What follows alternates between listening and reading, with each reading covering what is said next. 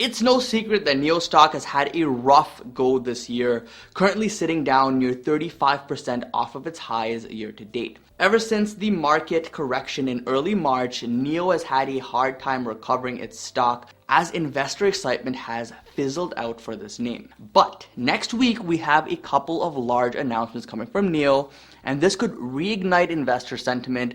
This could get people excited all over again, get people back into the stock, and this could be the event that starts moving Nio back up higher. So in this video, I'm going to be covering two main things to expect for next week. I'm going to also talk about something that happened this week. And if you're a Nio shareholder or considering investing in Nio stock, you want to watch this entire video through. And hey, if you find any value in my videos, guys, a like goes a long way, and a subscription helps us grow our community as well, so thank you. So getting into it, our first announcement here is actually around a new model that Nio is expected to talk about more. Nio currently has the EC6, which is a fairly new model that they have, and then they have the ES8, which is a full-size SUV, and then there's something in between, which is their ES6. All three of these offerings right now are SUVs, crossovers. They're larger vehicles that, appeal to a certain audience, and they compete right now with the Tesla Model Y and the Model X, the two SUVs from Tesla. Recently though, Nio announced the ET7, and this will be their first sedan,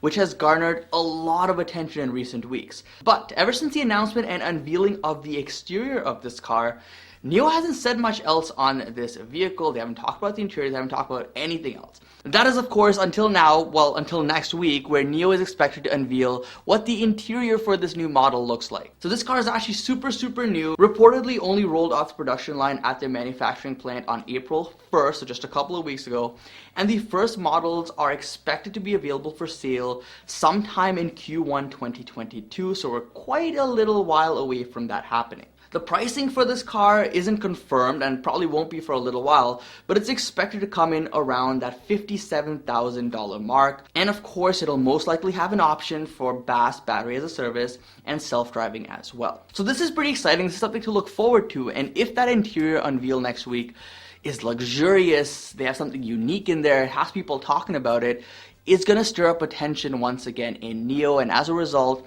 people are going to be like, hey, this looks pretty cool. When this car's out, a lot of people are probably going to buy this. The company's probably going to do much better. They're going to generate more profits and all that stuff. I'm going to start buying Nio stock now. That's a possibility. That's something we could see happen next week. Now, the other piece of news that Nio is also expected to unveil is a new power plan at the Shanghai Auto Show next week. They'll use the opportunity there to release a series of initiatives and service solutions and share the latest development progresses that they've been working on.